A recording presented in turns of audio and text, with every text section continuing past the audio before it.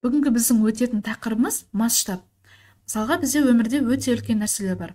Мысалы үй, ғимарат, немесе егіннің аумағы, мысалы бірнеше гектар болады, немесе жер, Қазақстанның картасы деген сияқты өте үлкен нәрселер бар. Және сол нәрселерді параққа кескіндеу үшін біз оларды кішірейтіп салуымыз керек. Яғни оларды бірдей қатынаста кішірейтуіміз керек. Егер де біздер оның бір жағын қаттырақ кішірейтіп, бір жағын ақырырақ кішірейтетін болсақ, онда ол бізде жеріміз немесе ғимаратымыз, үйіміз шындыққа кішкене сәйкес келмей қалады. Яғни біз оны бірдей қатынасты кішірейтуіміз керек. Немесе бізде өте кішкентай дүниелер бар, мысалға шеге деген сияқты, ал оны біздер параққа кескіндейтін кезде біз оны бірдей қатынаста үлкейтуіміз керек. Яғни оны біздер үлкейтіп салуымыз керек. Және бірдей қатынаста, яғни жан-жағын бірдей қылып үлкейтуіміз керек. Осындай, яғни картада, планда, сызбада берілген арақашықтықтың нақты арақашықтыққа қатынасы, яғни сәйкестігі масштаб деп аталады. Енді масштабты мысалы біздер өзіміздің географиядағы атлас картамыздан көрсек болады. Немесе бізде картамыздың астында мысалға 1 миллион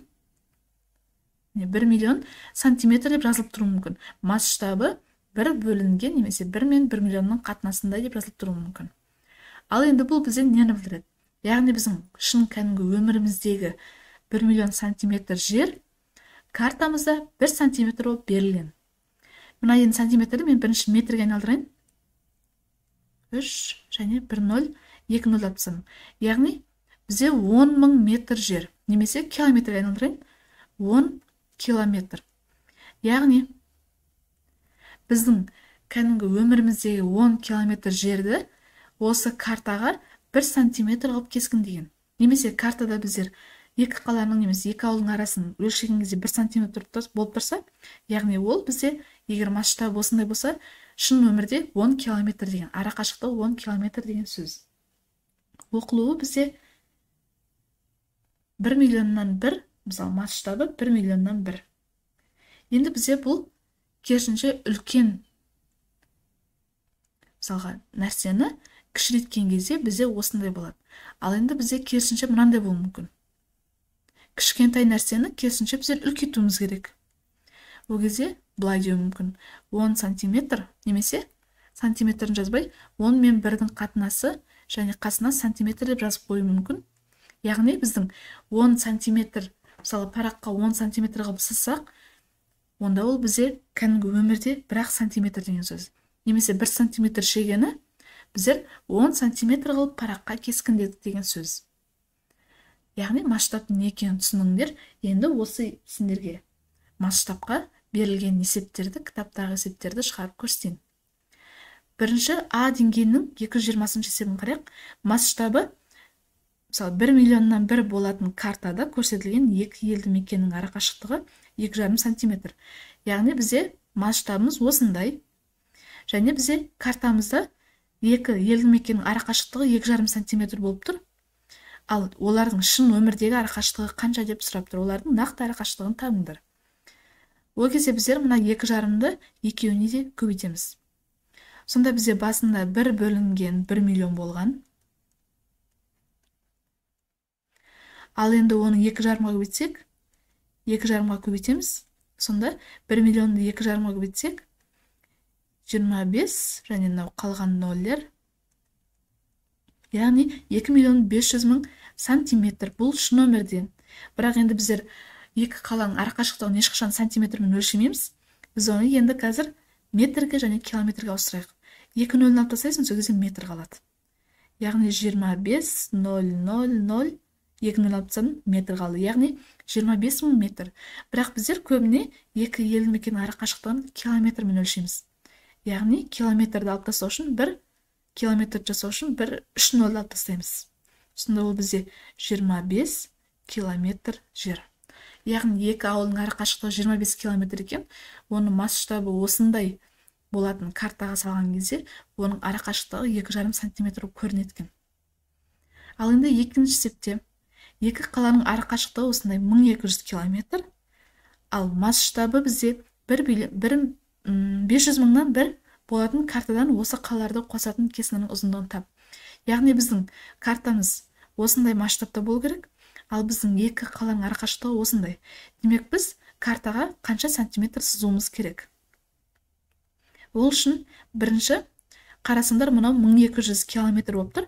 Біз оны, ал мына біздің масштабымыз көбіне сантиметрмен беріледі. Себебі біздер параққа көбіне сантиметрмен сызамыз. Сонда бізде 221 есепте, мынау 220, мен есептің нөмірін жазбаппын. 220 есеп, мынау 221 есеп. Яғни 1 бөлінген 500 мың сантиметр. Яғни 1 сантиметріміз, енді мен бұны километрге ауыстырайын, бірінші ол үшін метрге ауыстырайын, метрге ауыстыру үшін 2 нөл алып тастаймыз. Яғни 5000 метр. Яғни біздің 1 сантиметріміз бізде 5 километрді беру керек. Ал енді бізде 1200 километр бар.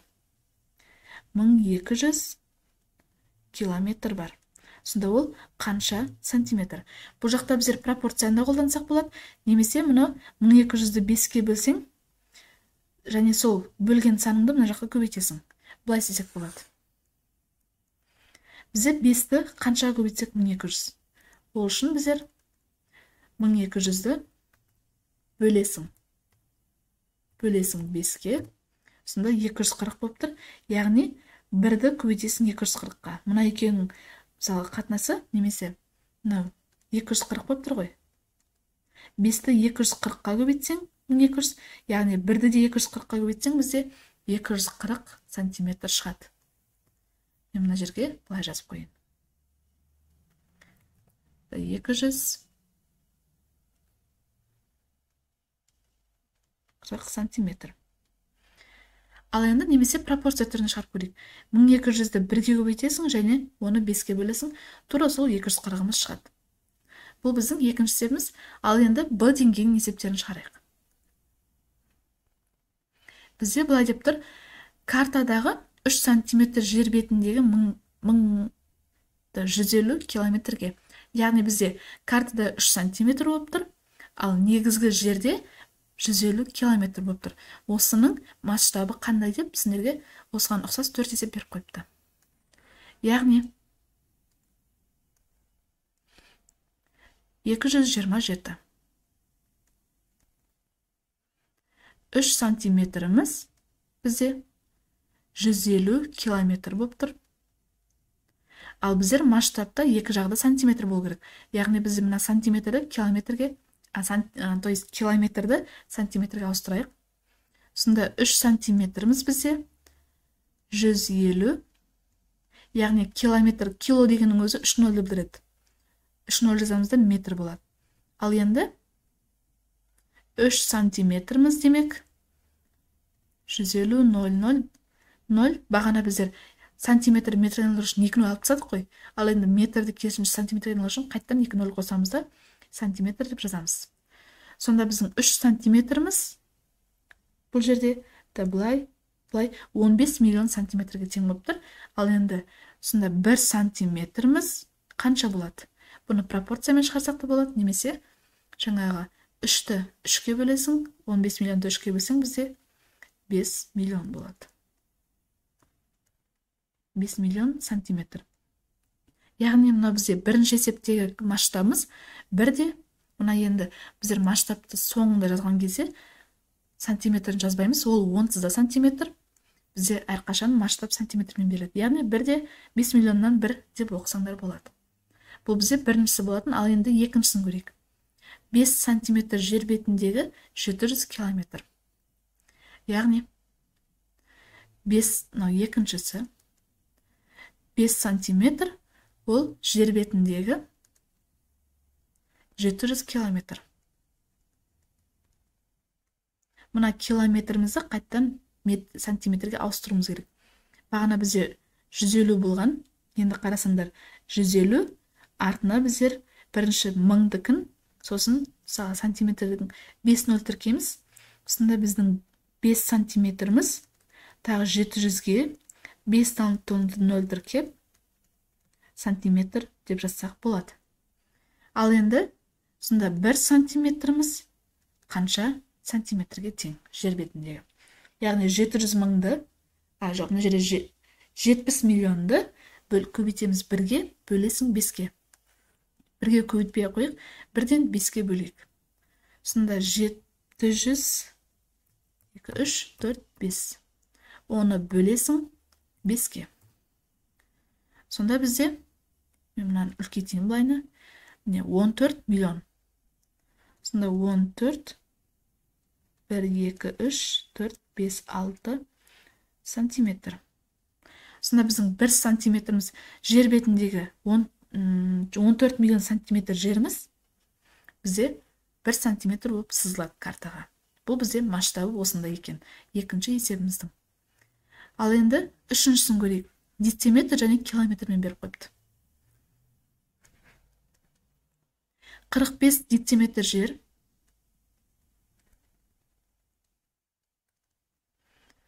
18 километрге тең. Біздер бірінші 18 километр сантиметрге айналдырайық. Немесе бірінші мынаны айналдыруымыз керек сантиметрге. Одан кейін мынаны айналдыруымыз керек сантиметрге. Кезек-кезек айналдырамыз. Ал бірінші жерде 45 дециметріміз, ол қанша сантиметр бізде? Дециметрдің өзі 10 сантиметрге тең. Яғни 45, 0,10 сантиметр, яғни 450 сантиметріміз бізде 18 километр екен. Ал енді 450 сантиметріміз біздер 18 километрді сантиметрге айналдыру үшін 5 нөл тіркейміз деген. 1, 2, 3, 4, 5 сантиметрге тең. Сонда 1 сантиметріміз енді қанша? 18 миллионды бөлеміз 450-ге. 1-ге көбейтпей қойық. 18 миллион емес, бұл жерде 3 0, 1 миллион 800 екен. 1, 2, 3, мына жерге жазайын. 18, 1, 2, 3, 4, 5. Оны бөлу керек біз 450-ге. Сонда 4000 сантиметр шығып тұр. Яғни біздің масштабымыз 1-де, яғни 4000-нан 1 екен. Төртінші есептер негізі тура болса шығарылысында болады. 6 дециметр, ана жерде 2460 километр. Бірінші дециметр айналдырамыз, мынау қала береді. Одан кейін мынау қала береді де, одан кейін сантиметрге айналдырамыз. Ал енді 228 есепке өтейін. Мен мына есепті сендер бірінші суретке түсіріп алыңдар, немесе дәптерлеріңе, парақтарыңа жазып алыңдар да, мен бұны өшірейін де енді 228-ді орындайын.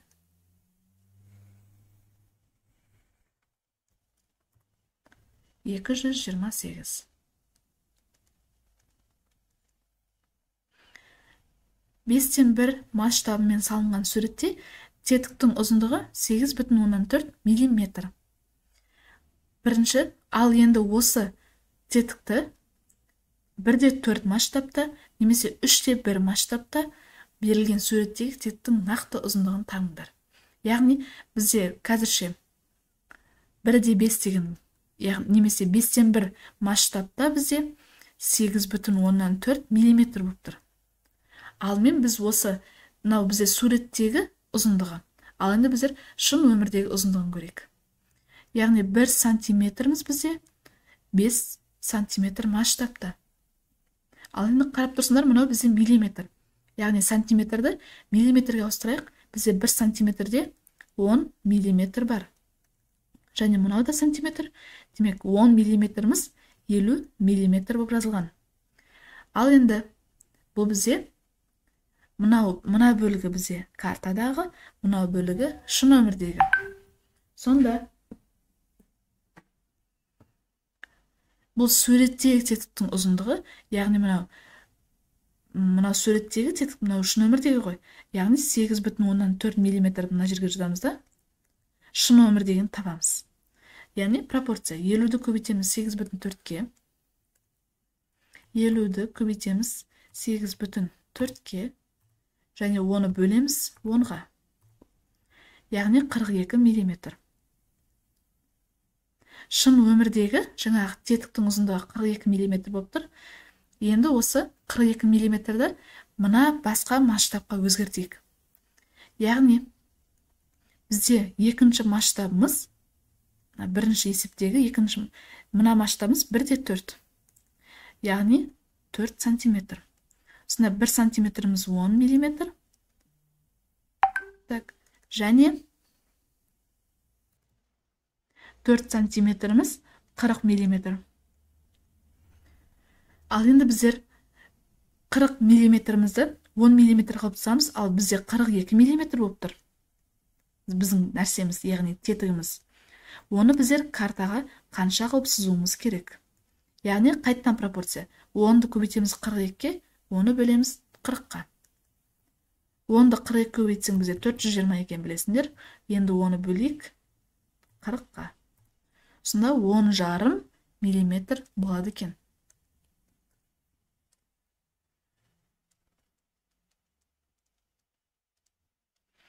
Яғни біздер мына масштабтан мына масштабқа өзгерттік.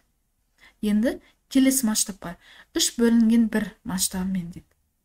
Екінші есебінде 3 бөлінген 1. Яғни бұны біздер енді керісінше одан бетер кішірейтейік. Себебі бізде үлкен санымыз бірінші тұр.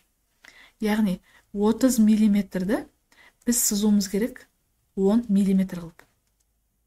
Бұл шын өмірде 10 миллиметр болса, біз оны 30 миллиметр қылып сызуымыз керек.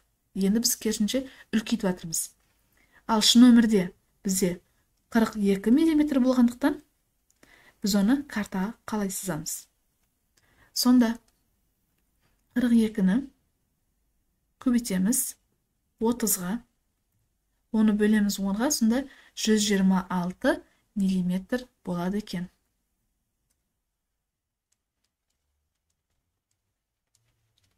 Яғни бізде картамызға 126 миллиметр, ол деген бізде сантиметрмен жазғанда 12,6 сантиметр қылып жазуымыз керек.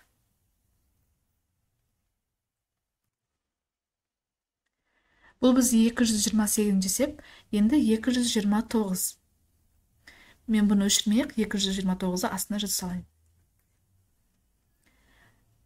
5 миллионнан 1 масштабымен берілген картада екі қаланың арасы 18 сантиметр. Ал егер осы екі қаланың арасын 10 миллионнан 1 картадағы ара қашықтық, яғни екінші картаға ауыстыруымыз керек, оның масштабы бізде 10 миллионнан 1 болса, оның картадағы ара қашықтығы қандай болар еді? Яғни басында біздер 18 сантиметр болып тұр, енді шын өмірдегі нақты ара қашықтығын тауып көрейік. Бізде 1 сантиметрге 5 миллион сантиметр жазған. Яғни 5 миллион сантиметр жеріміз 1 сантиметр ғана болып тұр, ал 18 сантиметр жеріміз, оны 18-наған 5 миллион көбейтіп, бірге бөлеміз, бірге бөлмей қойсақ болады. Бірге бөлсең өзі сан шығады. Сонда 5 миллионымызды жай ғана көбейтеміз 18-ге. Яғни бізде шын өмірдегі біздің ара қашықтығымыз 90 миллион екен. Бұл шын өмірдегі. Ал енді тура осыны, егер де біздің масштабымыз 10 миллион болатын болса, 10 миллионнан 1 болатын болса, ал 90 миллионды біз қанша сантиметр қылып сызуымыз керек. Сонда бізде бұл жерде тағы масштаб, яғни 90 миллионды бірге көбейтсең өзі шығады, 90 миллионды 10 миллионға бөлсең, бізде 10 сантиметр шығады. Яғни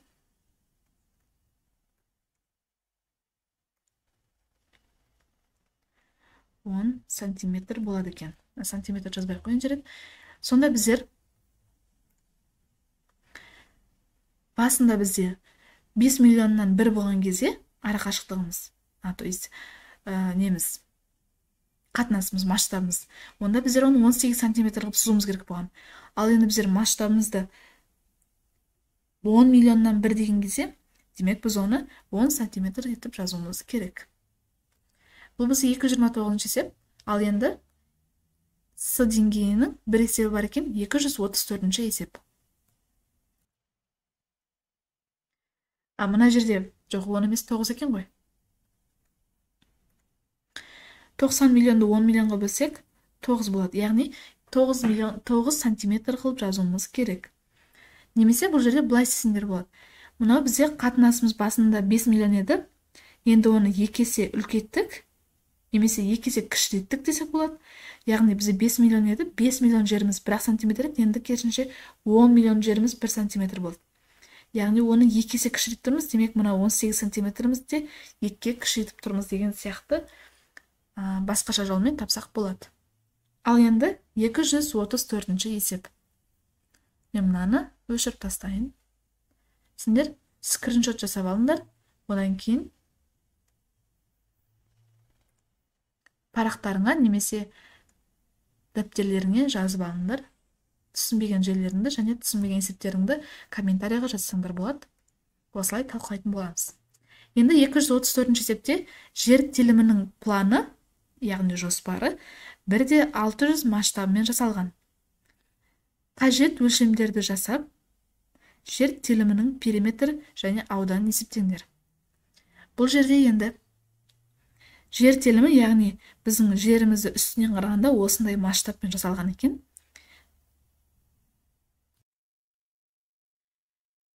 Сендерге мына жерде әдейі клетканы беріп қойыпты. Сендерде дәптерлерінде 2 клетка 1 сантиметр болып бөлшенеді. Яғни солай сызылады. Яғни біздер қазір мына жердің жан-жағының сантиметрлерін бәрін тауып шығамыз. Және оны 600-ге көбейтіп, шын өмірдегі несін табамыз, ұзындығын табамыз. Сонда одан кейін периметр дегеніміз бізде жан-жағының қосындысы ауданы деп, біздер мына 4 бұрыштың ауданы, мына 4 бұрыштың ауданы, мына 4 бұрыштың ауданы табамыз да, ауданын үшеуін қосқан кезде бізде ауданы шығады. Ал енді мен мынаны өлшейін. Бізде мына жерде 2,5 сантиметр, ал мына жағы бізде 2 клеткадан алғанда 3,5, мына жағы бізде 1, 2, 3, 4, 5, 6, 7,5. 1, 2, 3, 4, 5, 6, 7,5 сантиметр. Ал мына жағы бізде 2 сантиметр, мына жері де 2 сантиметр, мына жері 1,5 сантиметр. Мына жағы бізде 3 сантиметр, ал мына жағы 3 сантиметр. Яғни негізі біздер бірінші осыларды периметрін табайық. Периметр дегеніміз бізде барлық жағының қосындысы, яғни барлық қабырғасының қосындысы. Біздер барлығын қосып тұрып 600-ге көбейтсек те болады, немесе жеке-жеке тауып тұрып тағы 600-ге көбейтсек болады. Біздер бірінші жан-жағын бәрін қосып жіберейін, одан кейін тұрып ең соңында 600-ге көбейте саламын. Себебі бізде масштабымыз 1:600. Сонда 3,5-ға 2,5-ды қоссақ 6, 7,5, мына бүтін сандар қосып алайық жүрек. 2, 2, 3 бізде 7. Сосын мына 3 бар, тағы 3 бар. Енді 1,5 мен 7,5 қалды. Қосқанда 9 болады. Сонда бізде 19, 25 сантиметр екен. Бұл бізде жаңа сызбамыздың периметр 25 сантиметр, ал масштабымыз 600 болғандықтан осы 25-ті көбейтеміз 600-ге. 25-ті 6-ға көбейтсек, бұл жерде бұлай көбейте салайын мен. 25-ті көбейтемін 6-ға 150, және артында 2 нолі бар. 15.000 сантиметр периметрі. Енді бізде жер телімі метрмен өлшенуі мүмкін. Егер метрмен жазатын болсақ бізде, немесе километрмен, яғни 15 километр екен. Бұл жерде кәдімгі нақты жер телімінің периметрі. Ал енді ауданын табайық. Бізде қарап тұрсыңдар, мына жақта бізде қанша клетка қалды, соны есептеуіміз керек. Мен былай істегім келіп тұр. Мына 4 бұрыштың ауданын бір табам, мына 3 тал 4 бұрыштың ауданын бөлек-бөлек табам да үшеуін қоса салам. Ол үшін біздер мына ара қашықтық табуымыз керек, және мына ара қашықтық табуымыз керек. Бізде мына жақта 4 клетка еді, мына 1 клеткасы. Сонда 3,5 клетка болды общий. Мына жерде 3,5 клетка ғой. Соның 2 клеткасын алып тастадық. 3,5 сантиметр, 2 сантиметр алып тастадық. Мына жерде 1,5 сантиметр қалды. Демек, мынау да бізде 1,5. Ал мынау 2 екені белгілі. Ал енді Мен мына жерге қасына қай түспен, сары түспен жазып шығайын. 2,5 сантиметр, 2,5-ды біздер 600-ге көбейтетін болсақ, 1,500. Енді бұны біздер қазір сантиметр ауданын сантиметр квадратпен жазсақ та болады, метр квадратпен немесе километр квадратпен жазсақ болады. Мен мынаны егерде сантиметр квадратпен жазатын болсам, тура осы күйінде 1,5 сантиметр, мысалға мына жердің ұзындығы, мына жердің ұзындығы деп әрқайсысын сантиметрмен жазсам болады. Немесе мен мына жерге қазір ауданын сантиметр квадратпен тауып алайын, оны жаңағы километр квадрат немесе метр квадратқа ауыстырамыз. Яғни, мынау бізде 2,5-ды 3,5-ға көбейтсең, мен мына жерге S1 деп жазайын.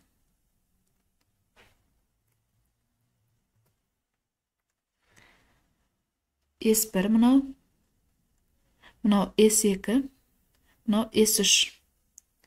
Мынау бізде S3. S1-іміз 2,5-ды көбейтесің 3,5-ға. 2,5-ды көбейтесің 3,5-ға. Ал көбейтейік. 2,5 көбейтесің 3,5. 8,75. Бұл бізде сантиметр квадрат. S2-іміз мынау бізде 1,5, мынау бізде 2. 1,5-ды 2-ге көбейтсең бізде 3. 3 сантиметр квадрат. Ал S3-іміз бізде, яғни мына жердің ауданы 3-ті көбейтесің 3-ке, ол бізде 9 сантиметр квадрат. Ал енді жер телімін қосу үшін, яғни бізде барлығы үшеуін қосатын болсақ, яғни 8,75-ге тағы да қосамыз, 9-ға 9-сақ 12. Сонда 20,75 сантиметр квадрат. Бұл бізде мына бір 4 бұрыштың ауданы. Ал енді жер телімінің ауданы қанша? Біздер мынау 20,75-ті мына жаққа жазайын. 20,75 сантиметр квадрат деп тұр. Мен яғни оны 1 сантиметр көбейту 1 сантиметр деп жазсам, мына жерде 1 сантиметріміз, бірлер негізі көбейтілген кезде жазылмайды ғой. Мен әдейі жазып қойыппын да. Сантиметр бізде сантиметр квадратты береді. Ал енді 1 сантиметріміздің өзі масштаб бойынша 600 сантиметр болып тұр. Және тағы 1 сантиметріміз тағы 600 сантиметр болып тұр. Сонда 20,75-ті көбейтеміз 600-ге, көбейтеміз 600-ге. Яғни бізде мына жерде мен орнына жазып қойсам болады. Яғни 20,75 көбейтесің 600 сантиметр, көбейтесің 600 сантиметр. Тең, көбейткен кезде 7,470,000. Так, 1,0 және 1000. Енді сантиметр мен сантиметр көбейтсек, сантиметр квадрат болды. Бұл бізде жеріміздің ауданы 7,470,000 сантиметр квадрат. Біздер бірақ жерді ешқашан сантиметр квадратпен айтпаймыз. Метр квадратпен немесе километр квадратпен. Ал енді сендерге осы сантиметр квадратты метр квадратқа айналдырып үйретейін. 7,470,000 сантиметр квадрат дегеніміз сантиметр 2 рет жазам деген сөз. Ал 1 сантиметрде қанша метр бар? Яғни 100-ден 1. Яғни мына бірінші қазір мына санымыз тұра берсін. 747 және 3 0. 7,470,000. Тағы бір 0. Енді 1 сантиметрімізді біз мына жаққа жазамыз 100-ден 1 метр деп, мынауымыз және көбейтеміз 100-ден 1 метр деп. Сонда бізде көбейтеміз 100-ден 1-ді 100-ден 1-ге көбейтсең бізде 10,000-нан 1 және метрді метрге көбейтсең метрдің квадраты шығады. Сонда мына жердегі 4 0 мен мына жақтағы 4 0 қысқаратта 747 метр квадрат деген бізде өлшем шықты. Енді бұл 747 метр квадрат. Яғни кішкентай ғана жер болып тұр, 1 километрге әлі жетпейді. Сонда біздер сантиметр квадратты метр квадратқа айналдырып тұрмыз. Мына есепте қалай істеген түсінікті болса, жазып алыңдар. Егер түсінбеген жерлерің болса, комментарийға жазсаңдар болады. Осымен масштабқа берілген есептеріміз аяқталды. Келесі тақырып бізде шеңбердің ұзындығы, дөңгелектің ауданы, шар және сфера деген тақырыпты өтетін боламыз. Бүгінге осы сендердің есептерің. Егер де видео ұнаса, видео түсінікті болса, лайк басып, каналға тіркеліп кетіңдер.